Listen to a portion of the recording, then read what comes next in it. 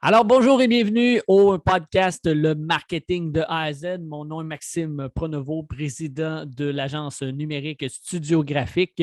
Aujourd'hui, on va parler d'un sujet vraiment intéressant, comment augmenter vos parts de marché. Je vais vous présenter 5 façons hyper intéressantes. Je catégoriserai même le tout de vraiment spécial. Donc, c'est à ne pas manquer et on commence ça dans quelques instants.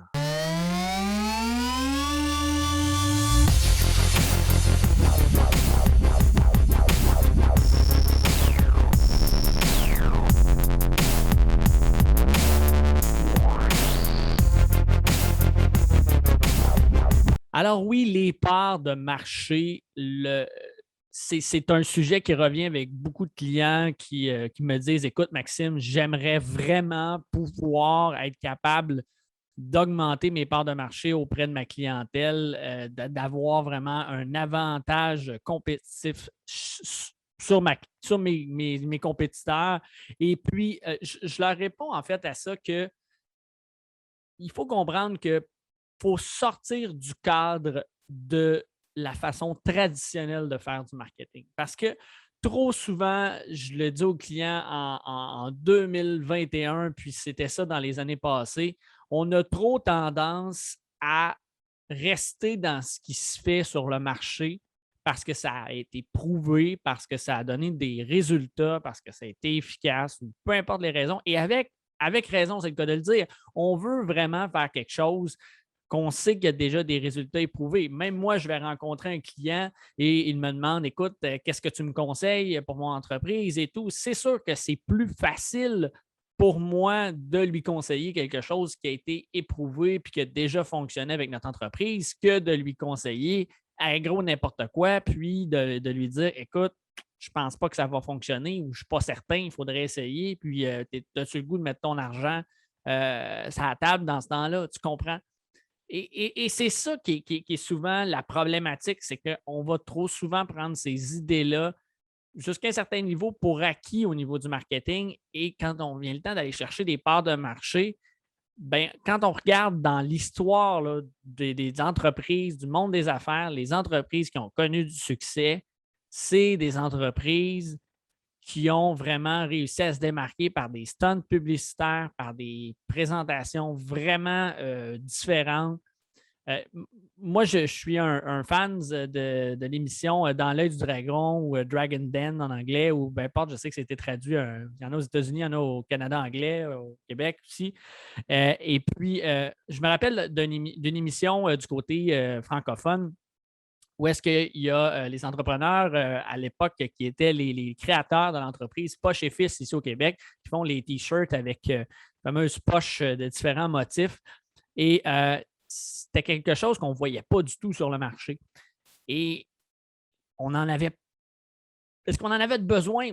Bon, je ne suis pas là pour négocier ça, mais dans le sens que ce que je veux dire, c'est qu'on était dans une situation où ce n'était pas quelque chose qui était présent dans notre univers vestimentaire. Et là, on se disait, ben, OK, on ne savait pas que ça nous manquait. Et ce que a fait Poche et Fils, c'est d'arriver avec un stunt, évidemment, d'aller utiliser le mot poche au sens sexuel, au sens masculin de la chose. Et ils sont arrivés de dire que ce qu'ils voulaient faire, c'était de montrer la poche à la télévision. Je peux vous dire que ce stunt-là, je m'en rappelle parce que les gens, les dragons qui étaient devant eux, c'est des gens qui ont beaucoup d'argent, des gens qui ont de l'influence. Et je ne sais pas, je n'ai pas parlé à ces gars-là, j'aurai peut-être le plaisir un jour de les rencontrer, mais j'aimerais ça savoir à un moment donné si, sans jeu de mots, dans leur culotte, ils se sentaient gros ou ils se sentaient petits. Parce que il faut avoir du culot de se dire, ben, ça peut passer ou ça peut casser ce jeu de mots-là parce que je passe à la télé puis je passe devant des dragons. Je passe devant des gens qui ont de l'influence sur le marché puis qui peuvent m'amener ailleurs complètement ou me démolir complètement en me disant, qu'est-ce que tu fais là? Et c'est exactement ça que je veux dire dans le concept au niveau du marketing. C'est qu'ils ont utilisé un concept, une publicité, ils ont utilisé des stratégies au niveau publicitaire qui ne sont pas différentes de ce qui se fait sur le marché, mais ils l'ont adapté à leur sauce, ils ont amené le côté humoristique, ils ont été chercher quelque chose que personne d'autre serait allé chercher avant. Et ça a un grand impact au niveau des résultats de cette entreprise-là parce que c'est comme ça qu'ils ont connu du succès, c'est comme ça qu'ils ont séduit des dragons, qui ont décidé d'investir dans leur business. Donc, d'avoir des parts de marché, ça implique de vouloir faire les choses pas comme les autres, de vouloir faire en sorte qu'on sorte du lot puis qu'on risque des fois un petit peu une partie du budget publicitaire. Je vais vous donner un exemple qui vient d'une entreprise ici qui est arrivée, écoute, je pense que ça fait peut-être 2-3 ans déjà, peut-être plus, même 4. Il y a un bon matin, en fait, un soir, je me couche avec le concept de faire un peu un hommage, je vais dire ça entre guillemets, à la publicité de Steve Jobs, je crois que c'est en 1986 là, que Steve Jobs fait sa publicité où il ne présente aucunement son produit, mais il présente l'accomplissement de d'autres personnes pour démontrer son produit, démontrer ce qui s'est fait à travers le monde au niveau d'accomplissement et tout le tralala. Et cette publicité-là a connu un énorme succès auprès des gens parce qu'on pouvait se retrouver dans les gens qui étaient là, on pouvait se retrouver vraiment comme se coller à ces athlètes-là, ces gens de haut niveau-là, en disant ah oui, je comprends très bien ça. Et c'est à ce moment-là que moi, j'ai dit ben, je vais faire la même chose, mais au niveau local. Donc, dans la région de l'entreprise, je vais aller voir des entrepreneurs qui ont connu du succès, mais pas ceux qu'on voit d'habitude. Parce que c'est aussi ce que j'avais remarqué, c'est que dans le cas de la publicité, à l'époque, il faut se rappeler, les entrepreneurs qui étaient en place, les gens d'affaires avaient connu du succès. Il y en avait qui avaient énormément connu du succès, mais il y en avait une bonne partie aussi qui étaient en fait des entrepreneurs qui n'avaient pas une renommée encore hyper importante actuellement sur le marché. Et donc, j'ai utilisé ça, j'ai créé un visuel. On a présenté un genre de campagne publicitaire qui présentait carrément comment les gens avaient laissé leur marque dans le domaine et tout ça. Et ça a connu un franc succès, mais c'est qu'on est sorti de ce qui se faisait habituellement. On est allé chercher un concept complètement différent. Les gens avaient tendance à se mettre en avant-plan. On aurait pu se faire un visuel à nous-mêmes et se dire comment nous, on a laissé notre marque en tant qu'entrepreneur, puis comment qu'on est bon, comment qu'on est fin, de parler de moi pendant des heures, mais on ne l'a pas fait. On ne l'a pas fait parce que je trouvais encore là trop standard, mais d'aller parler des gens autour de nous, parler des entrepreneurs à succès. Est-ce qu'on allait gagner en publicité? Oui, parce que notre logo allait circuler. Qui est derrière le projet? Ça s'est posé comme question, ça s'est demandé et ça allait amener des entreprises avec qui on n'aurait jamais fait affaire, des entreprises qui ne nous connaissaient pas, à nous connaître parce qu'ils ont vu le projet et ils ont dit hey, ils ne se prennent pas pour n'importe qui. Ils ne se mettent pas en avant-plan comme les autres. Ils vont chercher une entreprise qui a connu du succès. Et ce n'est pas juste leurs clients, ce n'est pas juste des gens qui sont dans leur rayon, dans leur réseau. C'est sûr qu'on en avait, mais le concept était principalement d'aller chercher des gens de tous les types, de toutes les catégories. C'était vraiment une option ouverte. Là. Les gens pouvaient poser leur candidature, puis c'était pratiquement certain qu'ils allaient être acceptés dans le processus. Donc, je pense que c'est d'être capable de trouver ces façons de faire là au niveau marketing pour développer des parts de marché. Je vais vous en présenter 5 aujourd'hui qui ne sont peut-être pas nécessairement des choses que vous allez faire tous les jours. Ce n'est pas des choses non plus que vous allez vous dire, ben, ah, Colin, ça sort du lot incroyablement. Mais si vous mettez la touche de votre entreprise à ce concept-là, c'est là que ça fait toute la différence. C'est là où est-ce que vous allez voir cette réalité-là arriver, ce concept-là, de dire OK, on est différent parce qu'on a utilisé une technique semblable à ce qui se fait sur le marché, mais on l'a mis à notre sauce. Et ça, ben, c'est propre à chaque entreprise. Alors, si jamais vous vous dites, ben, j'aimerais mettre en place, par exemple, l'option 1, l'option 2, l'option 3, ben, n'hésitez pas à me contacter, n'hésitez pas à contacter Studio Graphique, puis on va pouvoir s'asseoir avec vous et dire ben, c'est quoi votre business, c'est quoi vous faites, c'est qui vous êtes, puis comment on peut venir mettre ça en place pour que ce soit représentatif de qui vous êtes. Parce que quand j'ai démarré l'entreprise il y a 12 ans, même 13 ans, ben oui, on me dit même 13 ans, en fait, c'était ça la réalité. C'était de de pouvoir, en fait, être capable de personnaliser tous les produits et services qu'on offrait à un client. C'est-à-dire qu'on pouvait avoir 2 avocats sur le même principe. L'avocat, il n'est pas différent de l'autre. Il va plaider en cours, puis il va avoir des clients, puis c'est comme ça. Mais nous, notre objectif, c'était que ça ne se ressemble pas. Si ça avait à se ressembler, c'est parce que c'était 2 candidats semblables qui avaient les mêmes réalités, les mêmes aspects techniques dans leur vie. Mais notre objectif, c'était que ça ne se ressemble pas. Donc, d'être capable de personnaliser ça, c'est ce qu'on va faire avec vous à ce moment-là, si jamais vous en avez besoin. Donc, sans plus tarder, la première option, laissez-moi prendre le temps d'une petite gorgée. Pour ceux qui ne savent pas, en ce moment où je tourne le podcast, il est quand même un petit peu tard le soir, ben, pas très tard, en début de soirée, donc on a un petit thé ou un petit café, toujours bien de mise pour ceux qui nous écoutent et qui se demandent qu'est-ce que je bois. Eh bien non, je ne suis pas verre de vin ou quoi que ce soit. Ce soir, je suis tout en énergie avec ce petit thé-là. Bon, OK. Alors, on arrête ça et on y va avec le numéro 1, qui est en fait, vendez vos produits au bord de la rue. Ça a l'air niaiseux, là, mais là, il y en a qui vont dire ouais, mais là, Maxime, je ne peux pas faire ça. OK, mettons qu'on enlève toutes vos objections, là, puis vous m'écoutez. On va essayer ça comme ça.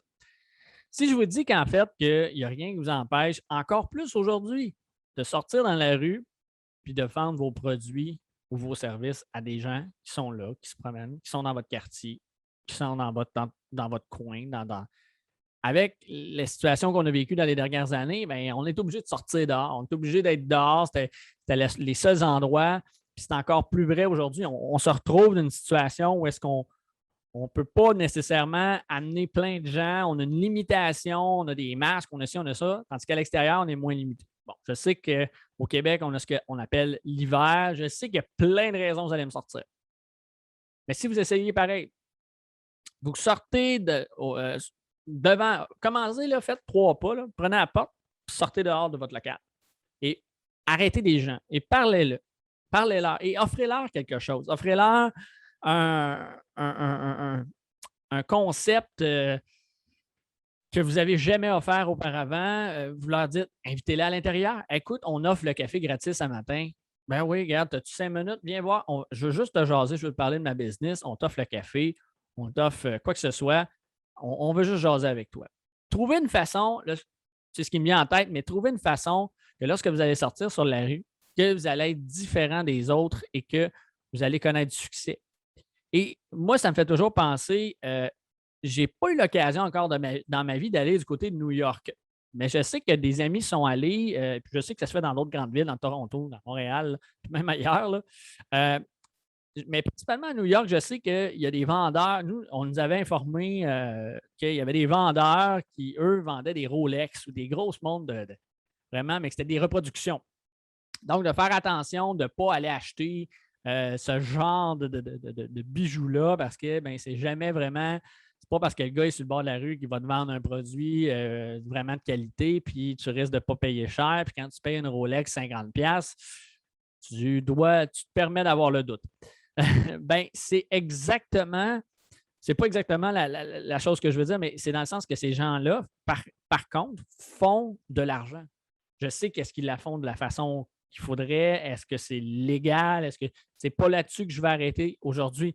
Ce que je veux dire, c'est que les gens qui sortent sur la rue, dans la rue plutôt, vont être confrontés à être visibles aux gens.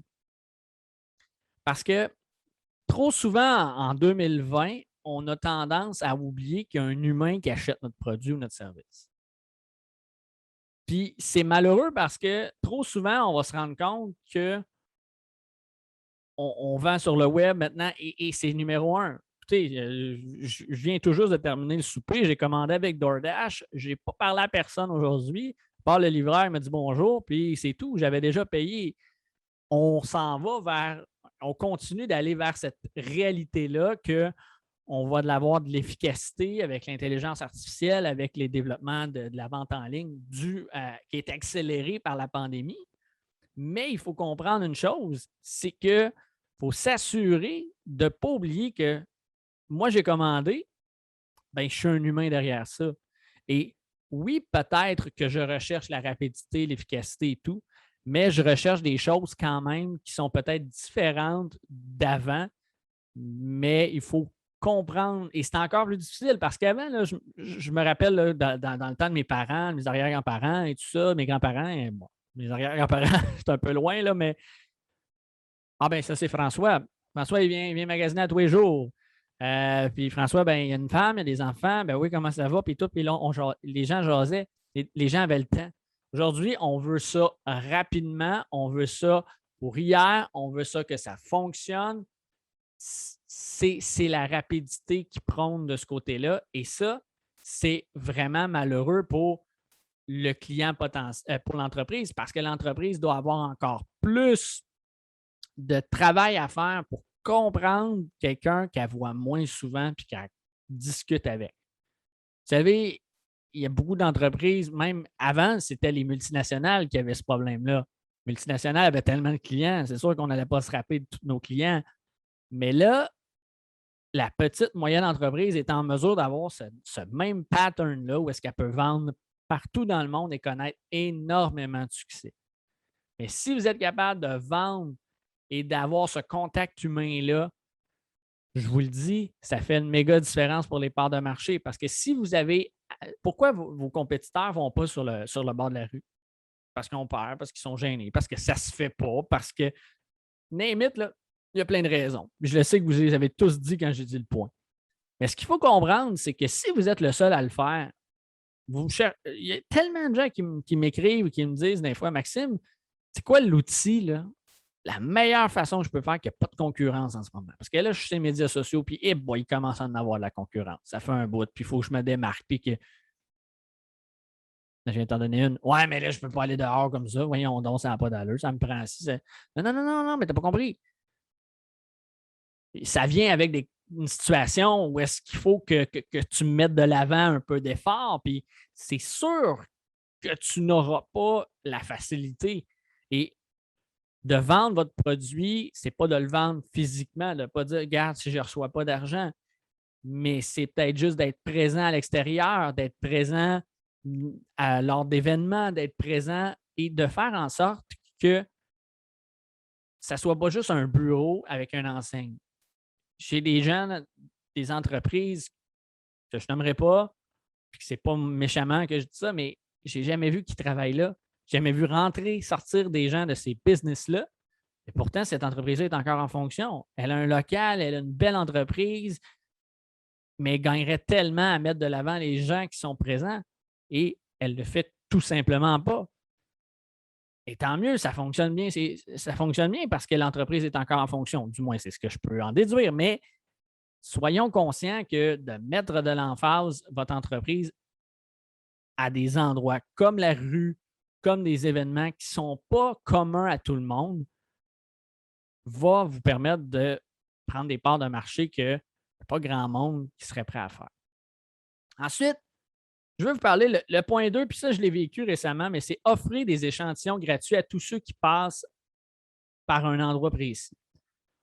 Et j'ai pris ce point-là, en fait, lorsque je suis récemment allé à Toronto pour rencontrer de la clientèle. Et puis, je suis dans un parc, dans un petit moment de repos et tout ça. Et je me promène et à un moment donné, il y a, je pense que c'est deux filles et un gars ils ont un genre de cooler, puis ils sont là, puis j'ai l'impression qu'ils ont l'air à nous donner de la bière. Puis je me dis, ben Colin, ça m'intéresse.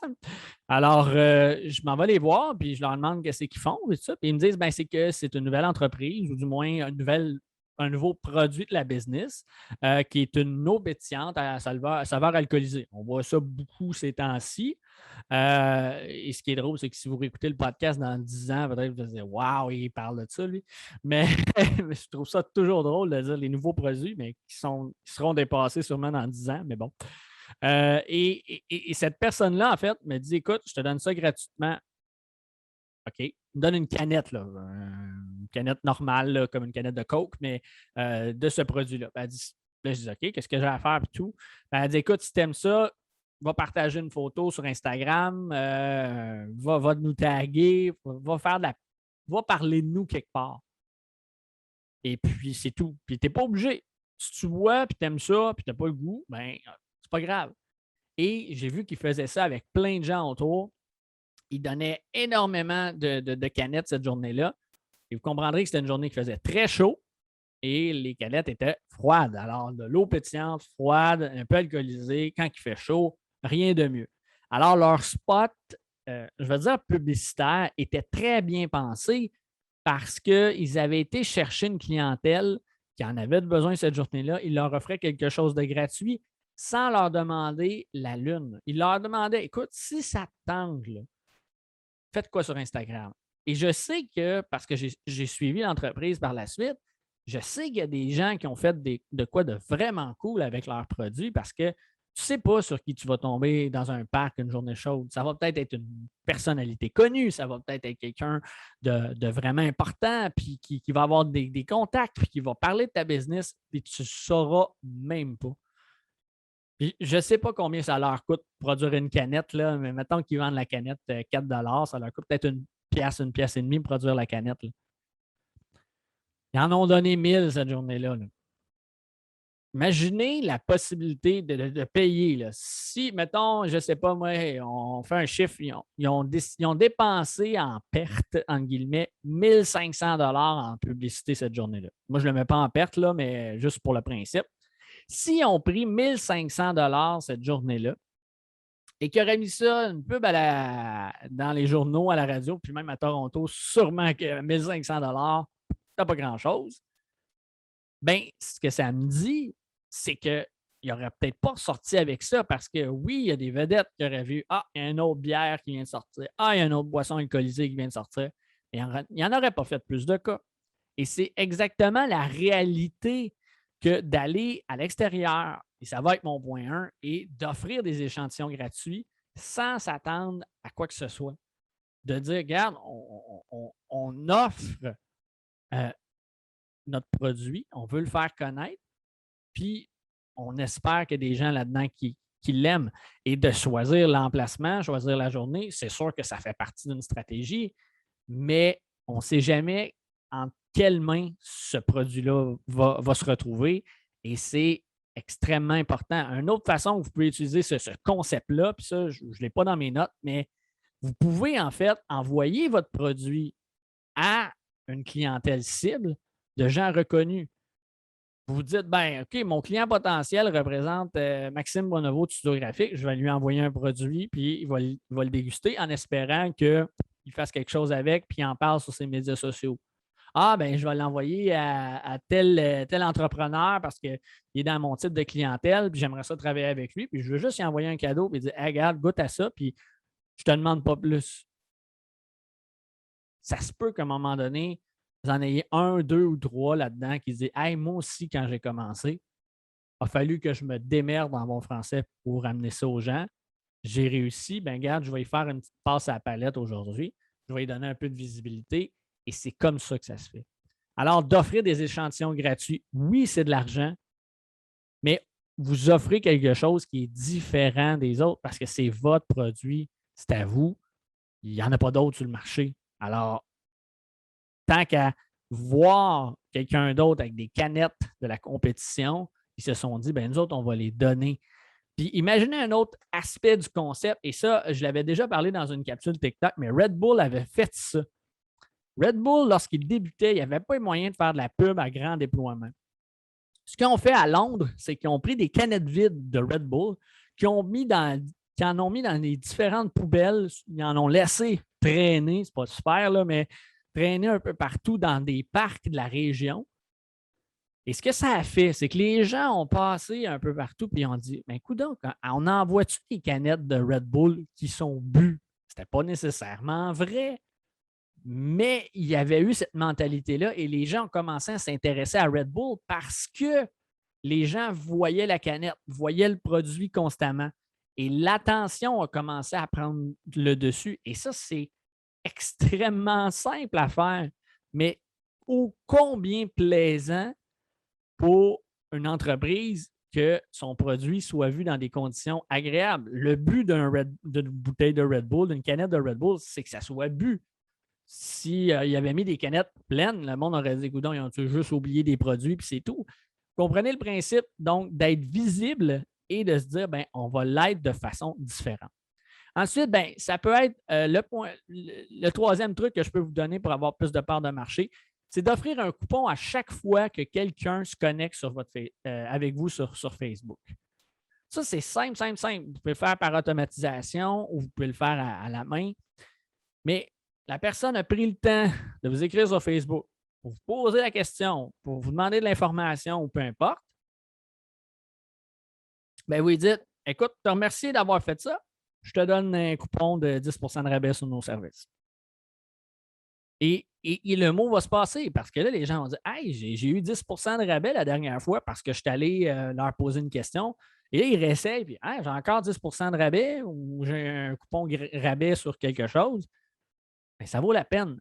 Parce que là, les gens vont avoir tendance à venir pour utiliser votre plateforme Facebook, utiliser par exemple Messenger pour vous rejoindre et vous allez gagner des clients comme ça qui vont dire, ben, tant qu'à aller chez la compétition, je vais aller sur cette entreprise-là parce que je sais que je vais avoir une carte, un rabais quelconque par défaut, juste parce que j'ai pris le temps de leur écrire. C'est une façon de les remercier et ça vous différencie des autres. Et ça, j'avais écrit un article il y a quelques années sur le blog de Studio Graphique qui était justement sur les parts de marché et je disais que l'élément le plus important, c'était d'être capable de se différencier parce que si vous n'êtes pas capable de vous différencier en tant qu'entreprise, vous allez ressembler à tous les autres. Si vous arrivez, vous dites, ben, on offre un coupon si vous venez en magasin, on vous donne, puis c'est mon compétiteur, fait ça à gauche, fait ça à droite, moi, je vais faire ça dans le milieu. Bien, ça se peut-tu que votre client potentiel ait été chez votre compétiteur, puis qu'il ait déjà vu ce qu'il faisait, puis qu'il ait chez l'autre compétiteur, puis qu'il ait vu ce qu'il faisait, puis qu'il se dise, ben, Colin, je suis allé à la même place, puis ça ne donne pas grand-chose, puis ben, c'est ça, c'est exactement ça que vous devez prendre conscience quand vous faites du marketing. Je vous présente d'offrir un coupon, là. Je ne réinvente pas la roue, mais la façon que vous allez le faire va grandement va faire la différence. Je vais vous donner un exemple bien simple qu'on a fait il y a quelques années avec, en fait, certains de nos clients potentiels ou nos bons clients ou des gens qu'on voulait avoir dans notre business. On a sorti nos 5 meilleurs articles de blog. On les a fait imprimer, on a fait un beau petit montage, puis on a fait relier, puis on a fait un petit document d'à peu près, je vais dire, une vingtaine de pages personnalisé à l'entreprise.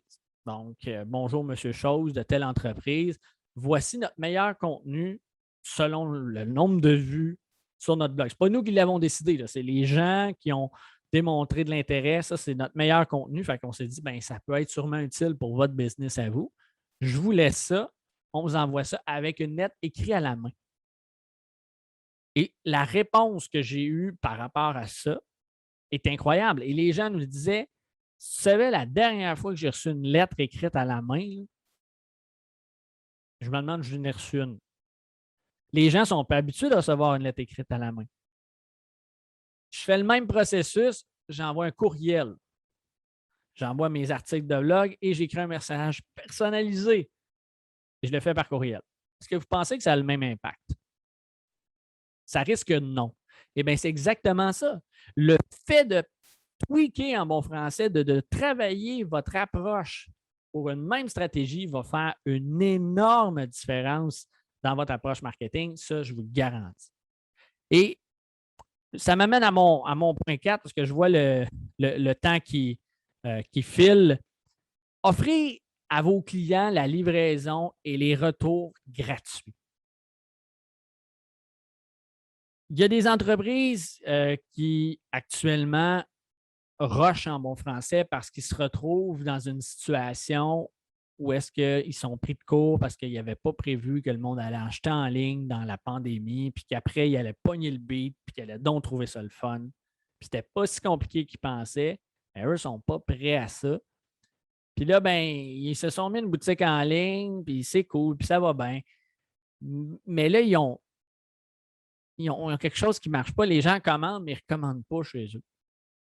Et quand on creuse souvent, là, je ne dis pas que c'est toujours le cas, mais quand on creuse à savoir les raisons, c'est principalement parce que les gens ont trouvé compliqué le processus d'achat. Je reviens à mon DoorDash de tantôt.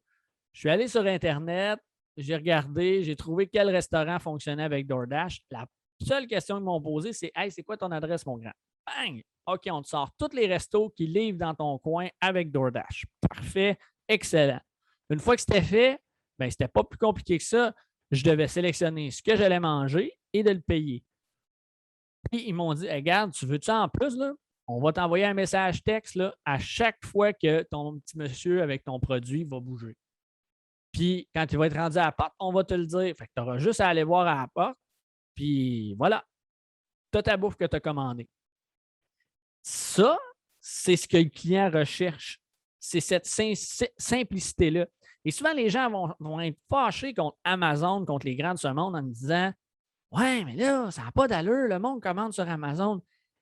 Je serais intéressé à savoir, et écrivez-moi, laissez en commentaire si vous avez réponse à cette question-là, mais combien de gens commandent sur Amazon pour le prix plutôt que la rapidité et l'efficacité de service? Parce qu'Amazon, actuellement, je vous le dis, ont tellement une forte présence que leurs prix ne sont plus aussi abordables qu'avant. Et ça, c'était à prévoir. Si vous regardez quelque chose sur Amazon, ben, ça se peut que vous payiez le même prix dans les grandes surfaces ou au commerce du coin et tout. Mais la différence, elle est dans le fait que ben, on peut te l'avoir demain avant midi. Bon. Et là, les grandes, les Amazon comme ça, et les petites entreprises vont dire ben ouais, mais là, ça n'a pas d'allure, ils font ça. Nous autres, on ne peut pas faire ça. Attends une minute là. Tu es à 20 minutes du client. Amazon a un entrepôt à Toronto, un entrepôt aux États-Unis, et eux peuvent te le livrer en une demi-journée. Peut-être que j'exagère. Et toi, tu me dis que tu n'es pas capable de le faire quand tu es à 20 minutes du client. Je n'ai pas les ressources. Ah! Bien, d'offrir la livraison et les retours gratuits, ça enlève un stress immense pour le client. Parce que le client, il peut être à 4 heures du matin chez lui, puis il se dit hey, j'ai besoin de ce produit-là. J'ai besoin d'une tasse à café. J'ai besoin d'un micro pour faire un podcast. Je l'ai besoin, là, puis je n'ai besoin assez vite, merci. Mais je n'ai pas le temps, je ne peux pas aller me déplacer parce que je suis booké toute la journée, mais à 5 heures du matin, j'ai 2 minutes pour regarder ça. Ouais, je vais sur un site, mais là, il n'offre pas la livraison. Il va falloir que je passe par le commerce, c'est un détour. Vous venez de le perdre. C'est une réalité que, encore en 2021, d'offrir la livraison et les retours gratuits. Je sais que c'est une perte. Je sais que c'est une perte. Parce qu'il y en a qui vont en profiter. Mais ça va compenser par ceux qui vont régulièrement revenir commander sur votre site ou qui vont venir dans votre entreprise. Trouver une façon, s'il faut que ça soit tweaké pour qu'ils reviennent en magasin ou je ne sais pas. Mais le plus simple, vous allez rendre l'expérience client sur le web. C'est le même principe qu'en vrai. Vous allez en ressortir énormément gagnant. Faites-moi confiance. Finalement, ben, le dernier point, le cinquième truc que je pourrais vous dire, c'est d'utiliser les médias sociaux à des fins de marketing. Là, vous allez me dire, ouais, Maxime, tu ne nous apprends rien aujourd'hui. Mais ce que je veux vous dire là-dedans, c'est souvent les gens vont présenter des articles. Par exemple, pour ceux qui ne savent pas, on enregistre la vidéo du podcast, donc les gens nous voient. Si je vous présente cette tasse de café-là, donc imaginez-vous une tasse de café pour ceux qui l'écoutent en audio, et que je vous dis, ben, je la vends 50 piastres, 50 piastres, 50 piastres. Il faut vous l'imaginer sur un moyen temps hein, pour que vous dites 50 piastres. Ouais, mais Maxime, c'est parce qu'elle a 50 piastres. Attends une minute, là, écoute bien, là, je veux bien payer pour une tasse de café, mais c'est quoi qu'elle a? Ta tasse de café est en or, elle se réchauffe. Ben non, c'est une tasse de café bien normale. OK. Ben non, je suis désolé. Moi, j'ai acheté celle à 2 piastres chez une compagnie qui vend des tasses de café depuis des années, puis ça va bien, puis tout ça, puis il n'y en a pas de problème. Mais pourtant, c'est ce qu'on fait souvent avec des compagnies de marque, des produits. Là, j'ai exagéré le produit avec la tasse de café, mais ce que je veux que vous compreniez, c'est que pourquoi les gens vont acheter un produit plutôt qu'un autre? C'est que si vous me présentez une tasse de café sur un fond blanc comme ça se peut que je regarde et que je dise ben, Colin, c'est une tasse de café. Mais si je présente la tasse de café qui me permet que, peu importe où je suis, j'ai une boisson chaude, un café, parce que moi, je travaille fort, puis je n'ai pas beaucoup d'heures de sommeil, puis j'ai besoin de mon café le matin, vous venez de chercher l'émotion. Pourquoi j'ai besoin de ma tasse de café? C'est ça que vous devez aller présenter sur les médias sociaux. Présenter l'émotion que le client va avoir quand il va avoir votre produit, va avoir votre produit, votre service avec lui. Qu'est-ce que ça va faire de différent dans sa vie? Le voir heureux, le voir en train d'accomplir quelque chose de grand. C'est ça que les gens vont vouloir voir parce que c'est cette transformation-là qu'ils veulent avoir. Si je vous pose la question, quand vous regardez là, des avant-après de gens qui ont fait de l'entraînement et tout ça, entre vous et moi, est-ce que vous regardez la personne avant en vous disant waouh, je veux leur ressembler? Mais non, vous dites regarde la personne après, c'est ça que je veux avoir. Vous avez cette imagination de vous dire hey, moi, là, je veux ces abdos-là. Je sais que, regarde, ça, c'est le plan de nutrition. Il pourrait nous présenter l'appareil de tous les bords, tous les côtés, puis nous présenter un plan de nutrition, vous dire regarde, c'est ça. Mais ce qui nous fait acheter, c'est de voir que hey, le gars comme moi, là, qui a une trentaine d'années, là, il avait une bédaine, là, il n'en a plus, il a fait de l'entraînement, puis regarde ce que ça a donné. Moi aussi, je suis capable. C'est cet aspect-là que vous devez présenter sur les médias sociaux. Et trop souvent, on a tendance à présenter seulement le produit et le service. C'est pas mauvais. Mais au lieu de présenter, en fait, les technicalités de votre produit, bien, la tasse est ronde, la tasse, elle se prend bien, la tasse, elle scie. Présenter ce que ça va donner au client d'avoir cette réalité-là. Ah, ben regarde, la tasse, ça se prend différemment, fait que tu ne te brûles pas le matin. Ah oui, c'est vrai, moi, je me brûle à tous les fois. Puis, présenter quelqu'un qui ne se brûle pas, puis qui est heureux de ne pas se brûler. Bon, OK. Je suis peut-être en train de tirer vers les cheveux mon marketing actuellement, mais vous comprenez le principe que c'est ça qu'on va aller rechercher pour le client potentiel parce que lui, le client, il n'est peut-être pas capable de s'imaginer que votre produit peut lui permettre ça. Il n'est peut-être pas capable de s'imaginer que votre produit ou votre service va l'amener à cette étape-là dans sa vie. Surtout les services, parce que les produits, c'est quasiment facile. Ben, un gars heureux dans un char parce qu'il y a une Ferrari, ben, ça se vend très bien. Mais un service, hey, va te faire un changement d'huile, va te rendre ça heureux, toi. C'est vrai que c'est plus difficile. Bon, mais il faut être capable de trouver cette réalité-là. Oui, de vendre le changement d'huile, mais de vendre la simplicité derrière le changement d'huile. Tu te présentes, tu fais ça, on arrive, on va chercher ton véhicule. Tu n'as même pas besoin de venir au garage. Laisse-les chez vous, on vient le chercher, on fait ton changement d'huile, puis quand tu reviens le soir, ça marche. Il y a une entreprise au Québec, il y en a peut-être plusieurs là maintenant, mais qui fait ça. Je pense aux véhicules automobiles. Et là, ça m'amène à démontrer ça. Ils ont dit le monde sont écœurés d'aller au lave-auto pour laver leur char ou d'aller dans faire la file les lave-autos et tout ça. Puis, tu sais, ça ne lave pas l'intérieur, à moins que tu laisses les fenêtres ouvertes. Là. Ben, ce qu'ils ont fait, ils ont dit nous autres, là, au lieu que ce soit toi qui te déplaces et qui viennent dans un endroit, pour faire laver ton char, nous, on va aller chez vous pendant que tu travailles. Parce que c'est ça la problématique. Fait que ce qu'on va faire, c'est que le matin, on arrive, on te laisse un char de courtoisie, tu t'en vas travailler, nous, on lave ton char pendant ce temps-là. Le soir, tu reviens, tu nous laisses le char de courtoisie, on vient le chercher, on s'arrange avec ça, puis toi, ton char, il est propre, il est dans ton allée. Wow! Hey, c'est un petit peu plus cher, mais Colin, que je chauffe du temps. Alors, vous voyez, c'est cette réalité-là. C'est ce que vous devez présenter sur les médias sociaux. Puis je vous ai donné plein d'idées pour différencier puis être vraiment à certains niveaux différents de votre compétition. Puis là, c'est juste d'adapter ça, l'aspect de la compagnie qui va chercher le véhicule et tout. Bien, comment on peut faire ça, nous, mais on vend un produit X, Y, Z. Qu'est-ce qu'on peut faire pour être beaucoup plus différent que notre compétition, mais dans un domaine qui n'est pas dans le domaine automobile ou quoi que ce soit, comme j'ai donné les exemples aujourd'hui.